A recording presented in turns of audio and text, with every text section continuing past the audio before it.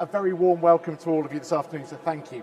So this afternoon we're going to be talking about aligning holistic, person-centred inclusion and wellbeing with an organisational culture of psychological safety and accountability to support personal and organisational resilience. So that's our half an hour presentation done. Thanks very much for coming, everybody. It's been a pleasure. What does that actually mean? We're going to be talking to you this afternoon about how you create the right environments to have the right conversations with all of your teams, with all of your staff, in organisations that are going through real complex change at the moment. So I and between us are going to be talking a little bit about what we do at South Central and West CSW, about how we approach some of these subjects, and then we're going to leave plenty of time a little later on for questions and answers, if that's okay. If you do want to ask some questions, the conference has set up the Glisser platform, so I'll give you a moment. You can scan in that QR code or type in that URL, and that will give you the ability to be able to ask questions in a live environment, and then we can address those and take them at the end, if that's okay. So I'll give you a moment to do that.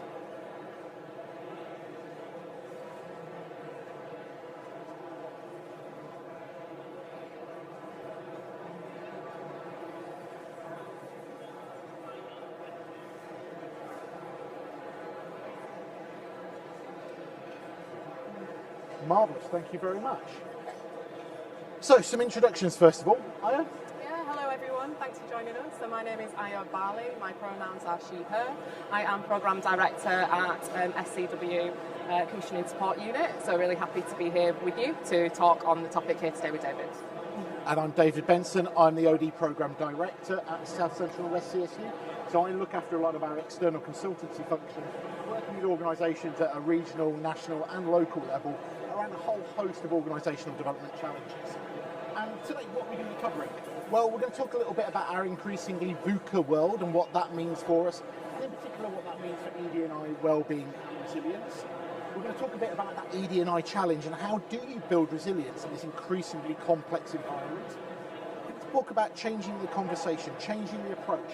So how do you really get people to engage with this stuff so that change can really emerge and be really effective? And then finally we'll talk about creating that space for ED&I and resilience. Okay? And then at the end we're going to break out into small groups and have a silent disco, if that's all right. So, what is going on in the world at the moment? Well, many of you will have come across the phrase VUCA. I'm just going to have a quick look around and see if I get some nods of recognition. So this idea that the world is volatile, uncertain, complex and ambiguous. And it's a term that was first coined in the late 90s by the US military, and it was really a way of them describing this really different environment and landscape they were having to operate in, and that recognition that they could no longer train leaders for predictable situations, that in fact leaders were stepping into this environment now where actually they had to be agile, they had to be curious, they had to be really authentic as leaders in order to navigate this much more complex space. And then this was built on a little while later by a guy called Bob Johansson from the Institute of Futures, who recognised there were some core components to combating the effects of VUCA, which was all around vision, understanding, clarity and agility. And the more that you can help leaders, the more that you can help organisations develop their vision, develop their understanding, provide clarity and be really agile about how they do it, the more likely you are to be able to step into that VUCA world successfully.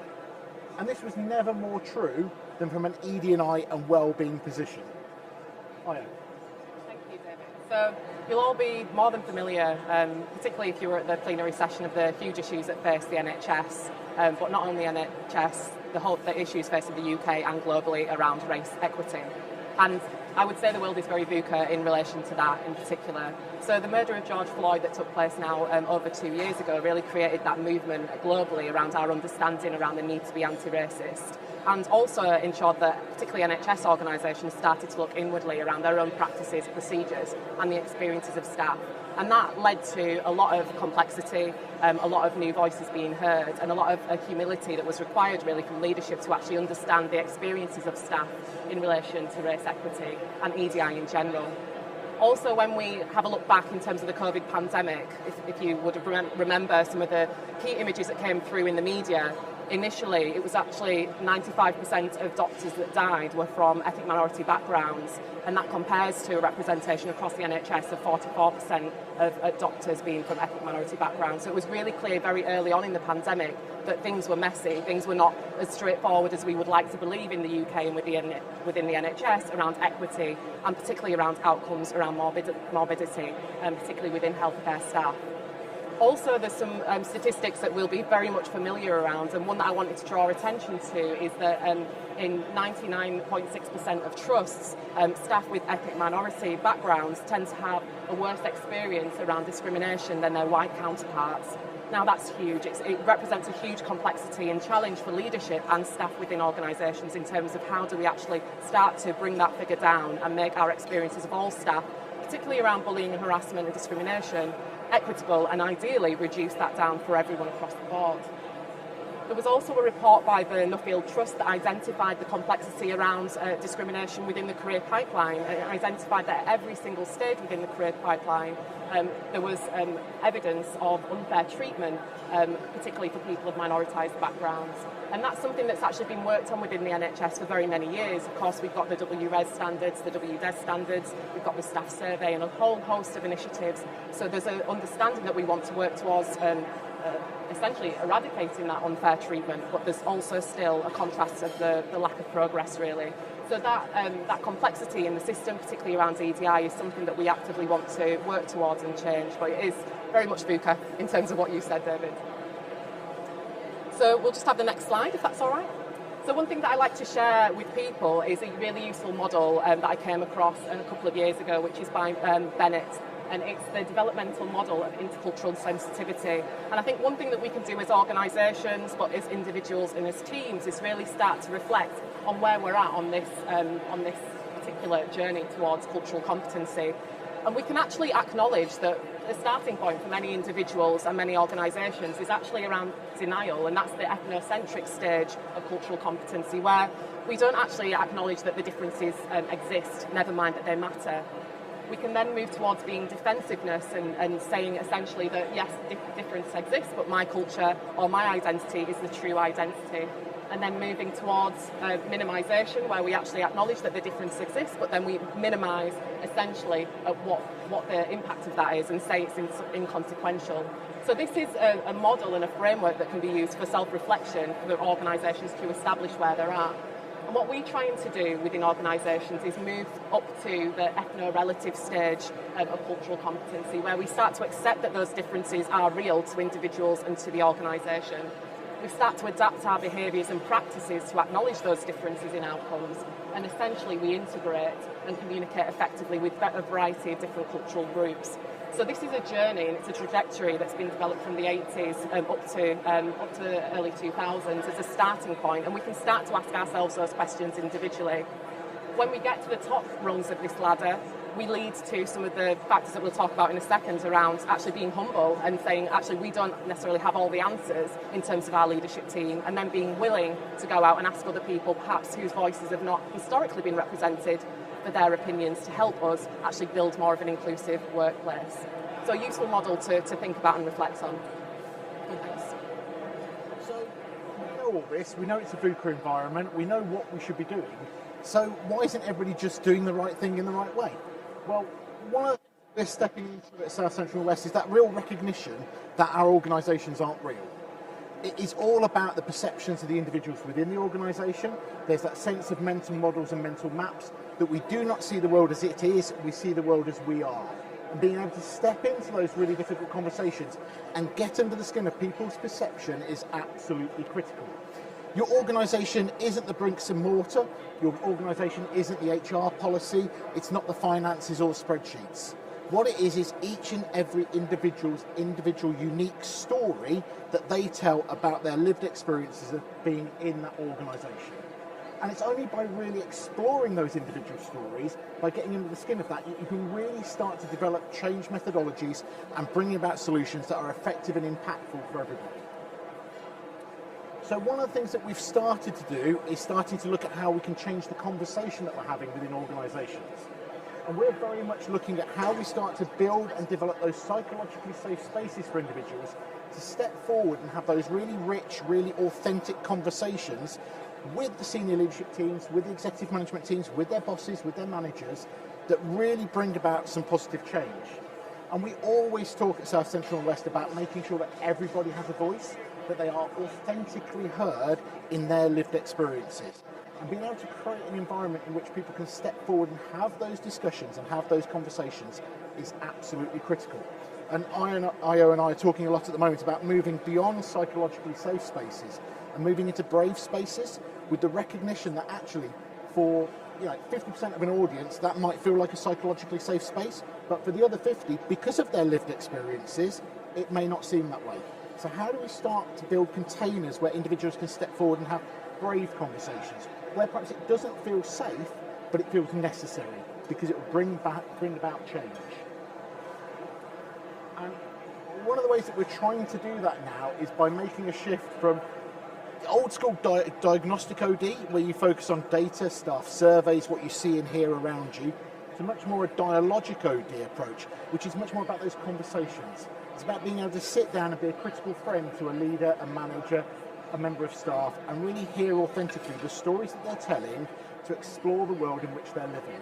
And that is absolutely critical if you want change to be emergent, if you want change to be successful, and if you want individuals to really live and breathe the changes that you're trying to bring through for them. So for us, moving from diagnostic OD to dialogic OD is really important. And one of the things that we really struggle with is, what are those skills, what are the competencies that you need to be able to shift from looking at a load of data, being able to make some fairly sensible conclusions and then put in place a solution, to then being able to sit down and have these really deep, authentic conversations with leaders and managers. And for that, we turn to a real OD guru. So a guy called Edgar Schein, you might have heard of him. He's a real OD professional. And he started to shift his thinking in terms of consultancy to something he calls humble consultancy. And I think we're going to hear from the man himself. Over to Edgar for 2 minutes.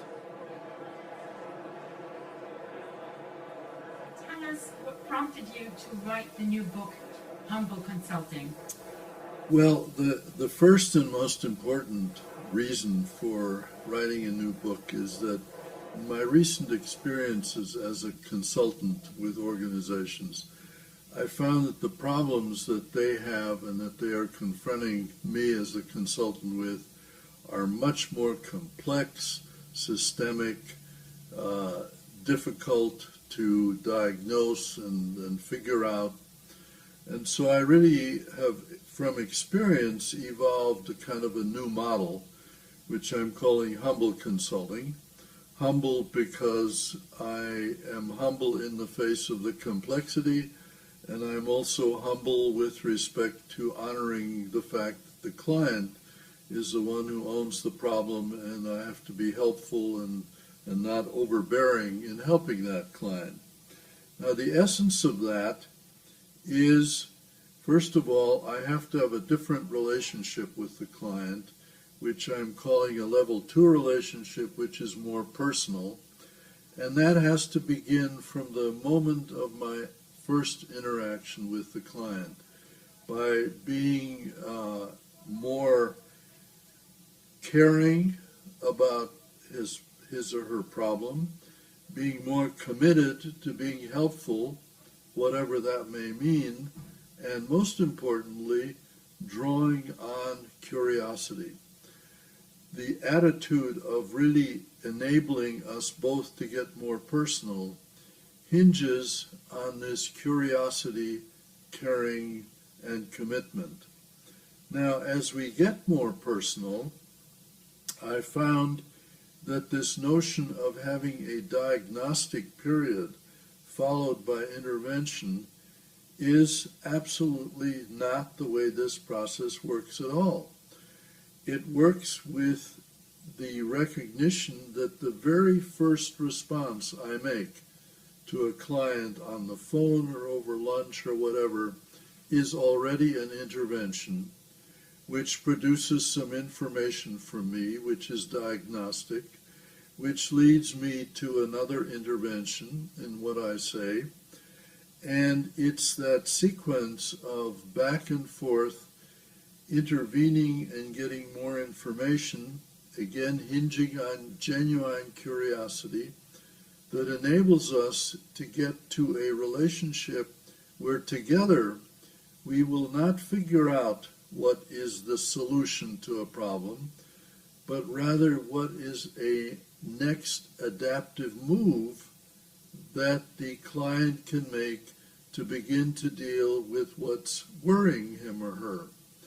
So the adaptive move as a notion of what to do really replaces the whole concept of intervention, because we're intervening all the time, but as we get more personal, we can develop together something that will be an adaptive move that will in turn change the situation, that will require the next adaptive move, so that really helpful, humble consulting is much more of an improvisation, iterative, personal process.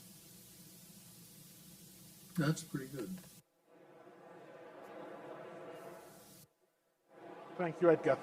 So, as you'll have heard there, humble consulting is all about stepping into the client's shoes, the leader's shoes, the staff's shoes, and really getting a rich understanding of what their reality is.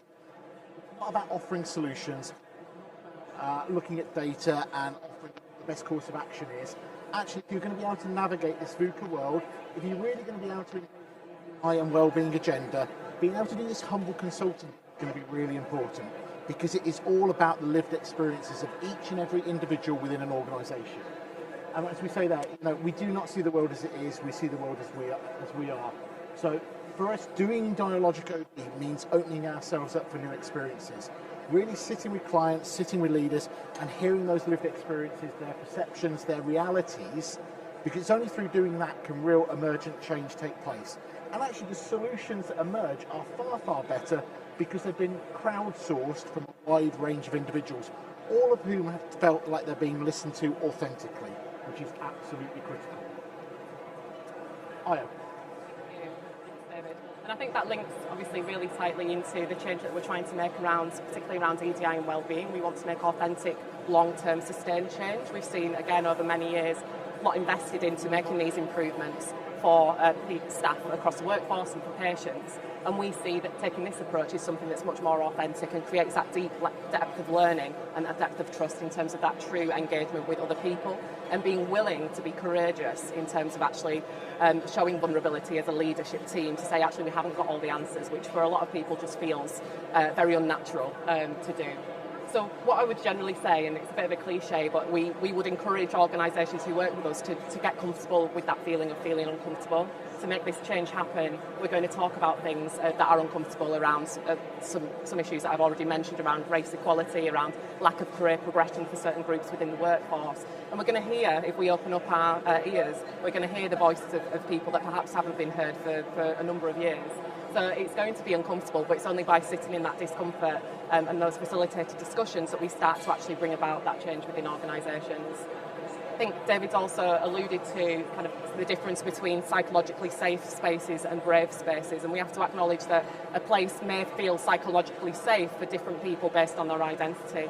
It might be different for a person from an ethnic minority background or someone with a disability to actually feel safe in an environment which historically might have they might have experienced microaggressions, for instance. So we acknowledge that safety is different to different people in our approach, and we ensure that places are brave. So both for leaders but also for members of staff, you do have to acknowledge that it does take some bravery to talk about these issues around EDI, particularly if there have been historic issues and people have had individual trauma attached to their experience of discrimination in the workplace.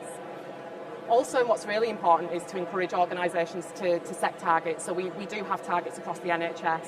We have a number of systems in terms of recording our progress around EDI and wellbeing, and we would always encourage people to set really ambitious targets. And do you know what? Don't be afraid of failure, because this is important that we aim as high as we can possibly, so that we can get actually closer to making a more equitable workplace. So don't be afraid of failure. don't be afraid of actually talking about the fact that you've not necessarily reached that level that you want to, because the main emphasis for staff is that they want to know and they need to believe that you're actually dedicated and ambitious around wanting to make those changes for staff, no matter what their protected characteristics. So don't let that hold you back. And then most importantly, it's around centering the voices of the most marginalised. So we've talked prior about actually needing to go to different places to get the solutions. We can't expect monocultural leadership teams to be representative of the communities that we serve or the workforces that we serve. So we have to intentionally go out of our way to make those connections with parts of the workforce that don't necessarily have their voice represented, whether that's staff forums, staff networks, or community organisations who've been doing this work with their local communities for many years around tackling discrimination and empowering people who perhaps have been marginalised for many years. So it's important to create the right climate, to create that feeling within the organisation that it's not necessarily going to feel comfortable. It's going to take time to actually reach those targets, but it's starting from an authentic place that's not going to be viewed as a tick box exercise, that's actually got that depth of meaning within your organisation. And if you'd like to move to the next slide, just to share with you a very brief case study of some work that we're currently doing with one of the largest trusts in the country. They're at the cusp of finalising their first ever EDI strategy. And we've been supporting them with a lot of the emphasis in terms of what we've discussed in the session today around centering the voices of marginalised staff and patients, and really creating that environment where people feel brave enough to say what's on their mind in terms of how they can actually improve outcomes for staff. So we absolutely start with that engagement with senior leadership to actually understand what does the board think, what do the execs think, what do the non-executive directors think about the current state of play within the trust, get their feedback on what they actually want to see change, so they can actually then develop that individual accountability because it's actually come from them and what they have, what they've seen. And it's also important to engage with staff as well, so whether it's staff networks, whether it's union representatives, Freedom to Speak Up guardians, the people who are closest to the issues at hand around EDI really need to be engaged and own this process and hold the leaders then accountable for the changes that the leaders are signing up to make. We also back up some of that conversation with staff with data and insights to make sure that any work that we do to develop the strategy is very much contextualised in relation to that local community and the issues that that local community has around access to that workplace. And also some of the localised issues within the workforce as well. So with this particular example, bullying and harassment was a key issue, and also representation in bands 7 and above. So we made sure that the strategy really spoke to those key issues and that it was data driven, so that if there was any resistance within the organisation, we've got a clear data set as well as the engagement that we've already done. We then move towards priorities and action planning, and it's important to acknowledge in a lot of trusts that we work with, the infrastructure isn't always there. It doesn't necessarily equate, or it's not necessarily proportionate to the actual challenge that we've got at hand in terms of EDI and wellbeing. So we ensure that whatever we develop in terms of a strategy or an action plan is proportionate to the resources available, and that we empower organisations to be at a much stronger place than they were when they started because of that infrastructure that they develop. And we provide capacity support as well where needed, and subject matter expertise to help them get to where they want to be. And then finally, and I think most importantly to myself and to SCW, is actually providing that partnership approach. So we don't just come in with solutions, it's about having that dialogue, it's about understanding the key issues and the challenges, and not jumping to solutions without actually doing that engagement piece, and providing a long-term partnership approach. Obviously we're part of the NHS, we provide that independent view, but we also have the best interests of the whole NHS at heart. So we very much work with organisations in partnership. So that's a little snapshot in terms of how we approach it. It'd be lovely at this point, I'm not sure if people have popped questions in. If you do want to, please do feel free. But we'd love to take any thoughts, any reflections from your own settings, the work that you're doing, or any feedback that you've got. Thank you. Well, we don't have any questions through the app, which is actually better for me because I much prefer a bit of audience participation. So what questions have you got? We've got a couple of minutes left. What are your thoughts? Any insights? Any questions? Oh, thank you very much.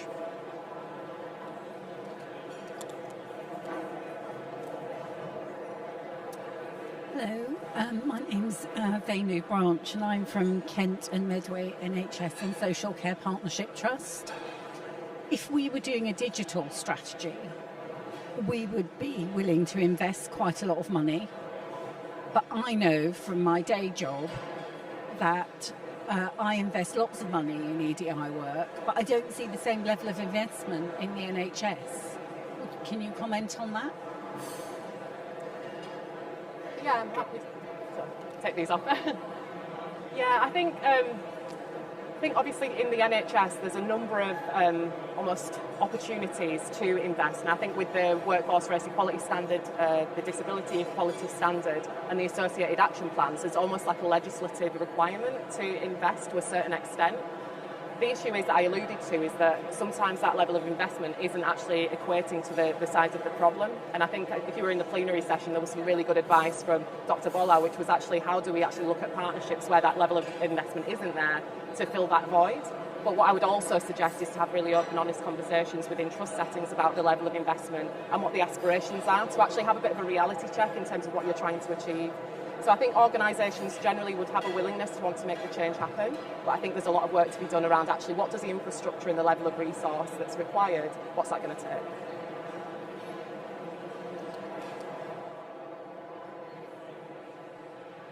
What do you think it should be? I mean, as a percentage, let's say, of one's turnover, what should the investment in EDI be? I mean, I know it's a crude measure, but what's your view?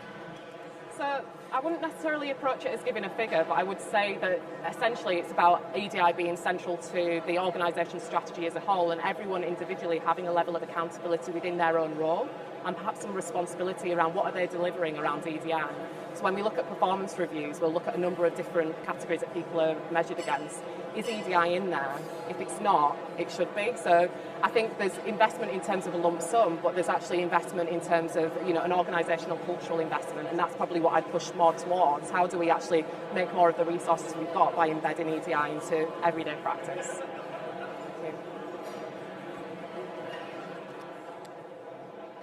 Hi, Olivia King from the RES team. I just wondered if you could explain a bit more about the brave space. So how do you establish boundaries, or how do you envisage it working? I don't quite sort of understand. That's fine. David, I don't know if you want to take this in terms of that example at the SW, the psychologically. Yeah, absolutely. So we've been working with a number of ICBs over the last sort of 6 months to start, I guess, exploring what that shift from psychological safe spaces to brave spaces looks like. And I think on the face of it, it doesn't look a lot different, to be perfectly honest. It is about having really clear expectations going into workshops, focus groups, all those kind of interventions where people will meet and discuss this sort of stuff. For us, it's also about making sure that there is a strong rapport between facilitator and participants. So we'll always make sure that we have a series of one-to-ones with every participant that comes along to a workshop or a session that is focused around some of this sort of stuff, in order to build that level of trust and in order to give it that level of security that we can step into that brave space. Most importantly for me, though, it's about the briefing that we do with the leadership teams so that they can role model this stuff, that they do not step in thinking they have solutions or that they are there to offer solutions. There's that lovely phrase about, if I ask you to listen and you give me answers, you've not done as I've asked. And I think that is absolutely critical. So how do we help coach and mentor leaders and managers to step in that space, be very content light, and be able to allow those brave conversations to emerge with no judgment, but in a really authentic way? No, I would agree with that, and I think the point that I like to make is just the nuance between, or the difference between a safe space and a brave space, and I think sometimes just identifying at the beginning of a session that it's not going to feel safe actually for everyone, and different people have different tolerance levels is a key importance, just to add to that answer.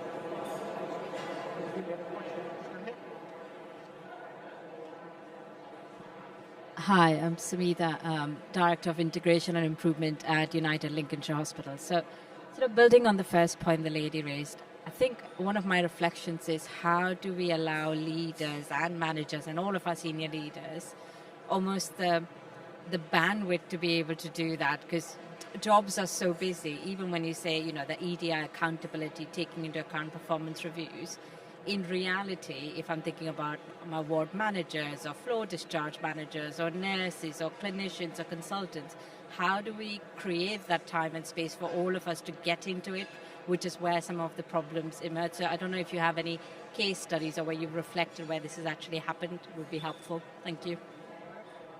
I think it's a challenge, and I think certainly when I speak to a lot of organisations on that, that's the first challenge really, in terms of, we want to do this, but we're not sure actually how we have the capacity to do it. So it's having conversations around unpicking the different roles and what they can actually do within those roles to incorporate EDI. So we've got tools that we can use through the Equality Act, such as equality impact assessments, to look at if we've got a new project coming on board. We actually, from the beginning of the design process, asking key questions about equality and diversity. And if we do that as part and parcel of the process and start to get into the routine, it shouldn't add that much time. It actually becomes part of the output, and actually you save a lot of time and resistance by getting that right at the fore, rather than actually developing a product or a service that's not actually equitable or that's inaccessible and that you're open to compliance issues. So I think it's an ongoing challenge for everyone, and we absolutely appreciate that. But what we do is try to look at ways that we can integrate EDI within roles and look at it in a very tailored perspective as well. So, yeah. I think we've got time for one more question, so yeah. Sort of linking to both, the fact that with so much pressures with our staff and everything and their everyday jobs, it's about what's your thoughts or advice around how actually to bring EDI to the forefront, really, to actually make them actually want to engage in the process, in how to make it better when really they've got to make their objectives. So how can we actually engage them to be involved? Yeah, another great question, and I think that links in a little bit to the previous question. So again, it's how it's framed, and it's actually developing a conversation to say that actually by getting this right, we are making not only our lives easier as practitioners or healthcare professionals, in terms of actually being able to say confidently that we're providing equitable care, but we're also creating a better environment in the workforce, so it's helping us get to the end goal. So I think it's important to frame it in that way. But also one thing that we're currently doing with a number of trusts is education programs, really. So building a culture of conscious inclusion is something that we do, where we will come in and actually allow for some of these conversations to take place, for people to actually come to the conclusion themselves in terms of actually how this is beneficial, and allow that opportunity for that courage for people to actually speak out and say, if they're not sure how this is relative to their role, let's have a discussion, let's bring in some case studies around actually how we can improve patient care through looking at EDI and wellbeing more efficiently. So I think part of it is definitely around education, where there's space to have that education, but also having the conversation again at an individual level on how this would improve patient care and the workforce environment that we're operating in as well. I don't know if you've got anything to add to that, David. Really briefly, I go back to what Edgar was saying, to be perfectly honest, in terms of, actually every conversation you have creates a shift in terms of people's understanding. So it doesn't have to be great big workshops, focus groups, common strategies across an organisation. It can be as simple as a conversation with a manager or a conversation with a chief people officer. It just starts to shift the narrative. And by building on those small steps, actually you can create a wealth of change. It doesn't have to be the big stuff each and every time. I'm acutely aware that we've run out of time, everybody. So really appreciate your time this afternoon. Thank you so much. And if you want to know more, there's some cards on the table. Please do get in touch. Thank you.